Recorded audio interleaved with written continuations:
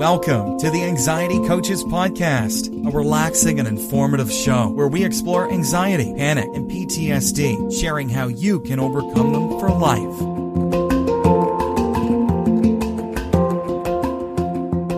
Aloha! Welcome back to the Anxiety Coaches Podcast. I'm your host and coach, Gina Ryan, and I am so happy to be with you again today as together we can consider the many ways to bring your mind and body back to its natural peace and calm. We offer a number of ways to help you with your journey here at Anxiety Coaches Podcast, and I hope you will take advantage of everything that we offer. Be sure to subscribe to this twice-a-week podcast. I'd also suggest visiting our website where you can sign up for our newsletter, you can listen to the 10-minute body scan meditation, and check out the group and one-on-one coaching options, along with the resources and more information on anxiety. Go to anxietycoachespodcast.com and check all that out today. In today's episode, I wanted to offer 6 tips for that dizzy, unbalanced, and lightheaded anxiety feeling that you get, or the symptoms that you get. I hope these will be helpful for you.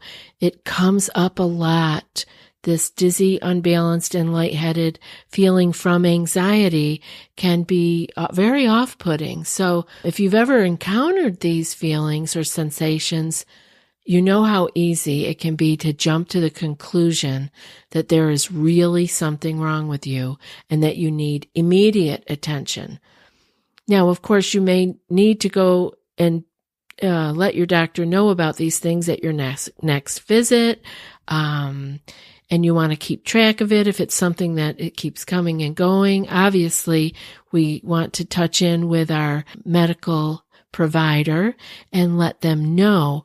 But what happens to the anxious person is we jump right to a conclusion that there's something dreadfully wrong with us right now and we need immediate attention. And what does that do? Of course, that fuels the already overstimulated fight or flight system. And now those feelings intensify. We have thrown more logs on that fire. And what is this?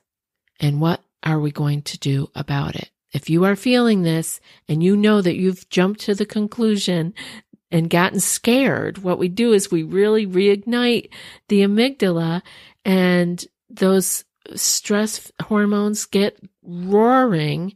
So what is this about and what are we going to do about it? Breathing, normally or naturally, is oxygen coming in, right? And carbon dioxide going out. And this is how balance is maintained, okay, in our body, because we have certain levels of oxygen and certain levels of carbon dioxide that we need to keep balanced in our body. And we do that through breathing. And because when those things are off, that's when we can feel dizzy, unbalanced, and lightheaded, right? So when we're anxious, our breathing rate increases. So I always often ask people, or if I'm doing a video session with someone on the Zoom, I can see them and can often see that their breathing is not only shallow, but it's fast, right? Our breathing rate can increase, and it increases the amount of oxygen that we're taking in and the carbon dioxide going out. And so what happens is that our body is not using more oxygen, but it is expelling more carbon dioxide, and this causes respiratory alkalosis. And this change in the carbon dioxide blood concentration can cause all of those things we're talking about, the lightheadedness, the dizziness, the unbalanced feeling, tingling in your fingers and toes even, and even that clammy and sweaty feeling that you get, right? That's from too much oxygen. And when we're doing that and we put ourselves in this respiratory alkalosis, we have too much oxygen, our blood vessels constrict, and we experience the tingling because the blood is not reaching the extremities, right? Constriction, right? So it's pushing down and the blood's not going as far as it usually does. And boy, that is an awful feeling. Who wouldn't be afraid, right? But what happens when we're afraid? We keep ourselves in that cycle again. Anxious breathing. Breathing rate increases and it increases the oxygen in and the CO2 out. And there we go again. We're putting ourselves in that very uncomfortable ratio of oxygen and carbon dioxide. And people are often fearful that they're going to faint. That's that feeling, right? Yet anxious states cause a rise in your blood pressure. I want you to remember this. When you're anxious, your blood pressure goes up. Think about it. When people who have white coat syndrome, right? They're anxious about going to the doctor and having their blood pressure taken. And their blood pressure's sky high in the doctor's office because they're anxious. So remember that. You think you're going to faint, but anxiety causes a rise in your blood pressure, not a drop. And when does fainting happen? When your blood pressure drops. So this can be one more factoid that you can add to try to calm your amygdala down, okay? And other causes for this kind of dizzy, unbalanced, and lightheaded feeling can be the muscle tension. That can cause dizziness. Or the feeling of motion sickness, like you're rocking in a boat. And blood sugar drops, they can cause dizziness, lightheadedness. All of these are very uncomfortable, but none of them are things that you should be panicked about. And why? Because you can't deal with it well when you are panicked. You need to ground yourself again, pause, get your wise mind going again. Your prefrontal cortex needs to be getting some good blood flow so you can make wise decisions. We need that executive functioning on board, and we don't have that when we're panicked. So we want to keep ourselves as calm as possible. So what can we do? Like I said, what is this that's going on and what is one to do about it? So here are the 6 ideas I have for you so that you can get yourself out of it or not go into it. Number 1, breathing deeper than the top third of your lungs. Now that's where most of us who have anxiety, when we're in a panic state, that's where you would be breathing, is in that upper third of your lungs. And so you want to be breathing with more of a Buddha belly breathing and slowing your exhalation down.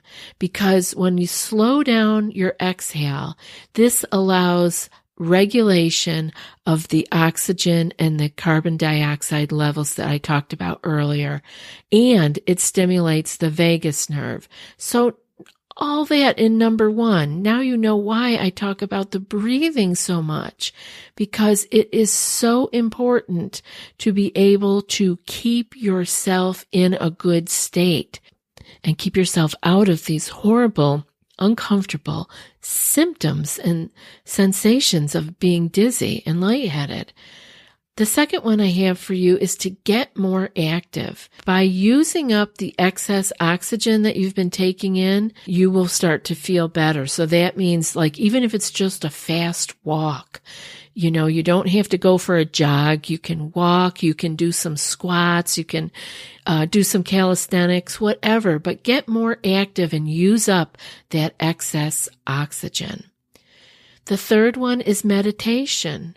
Of course, this should be part of your normal daily self-care, as with the breathing and the exercise. But I'm always bringing them back up again so that maybe you are missing 1 or 2 of these and can add it in. Meditation is like exercise for your mind. Sitting on your meditation chair or cushion is like going to the gym. Just go and sit there. Just like when you go to the gym or you go for your walk. Sometimes I think, it's too cold, I don't want to walk, or it's too rainy. But once I get 5 or 10 minutes in, I just want to keep going. Feels so good. Same thing with meditation. Sit down and get those first few minutes in. It's like exercise for your mind. And you'll want to keep going after those first few minutes.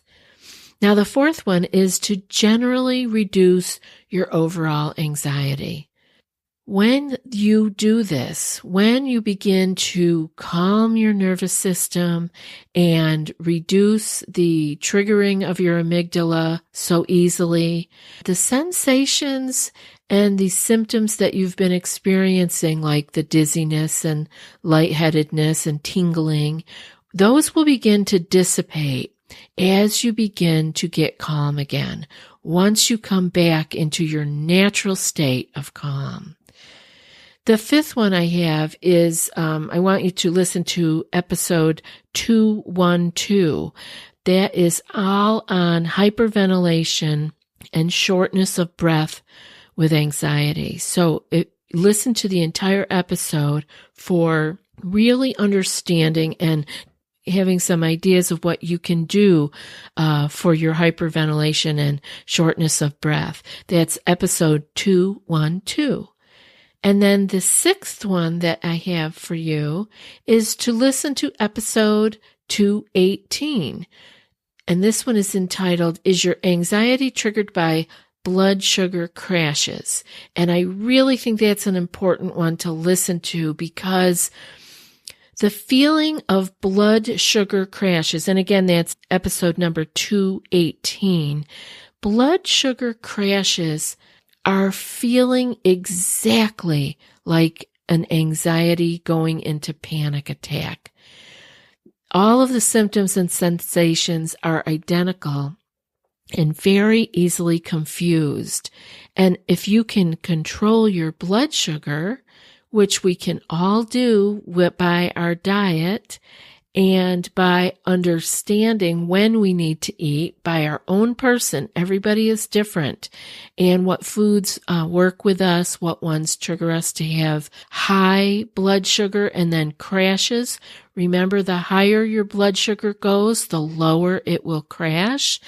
The point of blood sugar is to be on even keel, but it can't be like that all the time, because when we ingest food, the blood sugar is going to rise. Now, the height that it rises to, or the speed that it rises, is determined by the types of foods that you eat. So quite obviously, high sugar foods are going to raise your blood sugar quickly and cause you to have just a dramatic crash. And that could be, those kind of blood sugar crashes could very well be the reason that you are feeling these symptoms and sensations. And you would feel dizzy. You can feel unbalanced, lightheaded, tingly, the whole thing. You can feel like you're going to faint. So pay attention to that. It's one of the things we can really do for ourselves, along with our breathing, along with getting more active and having regular exercise in our life, by taking time every day to do meditation. And all of those things will help to generally reduce our anxiety. And as we calm down, these symptoms and sensations disappear. Quite often people ask me they want to get rid of a very specific sensation or symptom. And the point of healing from anxiety panic is that you do the one thing: you calm the nervous system, and so many of these symptoms and sensations just fall away. People will be working on one thing and come back and tell me that 4 other things disappeared, right? Because they're coming about from the same root. So when we can dig up that root, we can eliminate all of the struggle that we had been having with symptoms and sensations. So remember, as you're working on these things, a lot of other little maybe pains or intrusive thoughts or racing thoughts, you might be amazed how things fall away. Some people don't even notice until maybe we're talking and they go, oh my gosh, I don't even remember the last time I had an intrusive thought. Now, it really does happen like that because it's slow. It's inch by inch, and you can do it. if anybody else could do it, you can do it too. So number one, don't give up. Keep going. I'm so glad I got to spend a few moments with you today, and I hope this show was helpful for you. That's it for today's episode. And before I read today's quote, I want to remind you that if you want more than what's offered here and more personal guidance, you might be ready for our group coaching membership program. It's a deeper dive into what you learn here on these episodes. Each month, you'll receive 2 anxiety clearing skill sheets sent in email. You'll also receive 2 live group coaching calls, which are recorded in case you can't attend. Those will help guide you through your challenges. And there's also a secret Facebook group for coach and community support every day, all month long. So if you're ready for more, go to anxietycoachespodcast.com/group-coaching and join today. I'd love to see you in the group. And now for today's quote.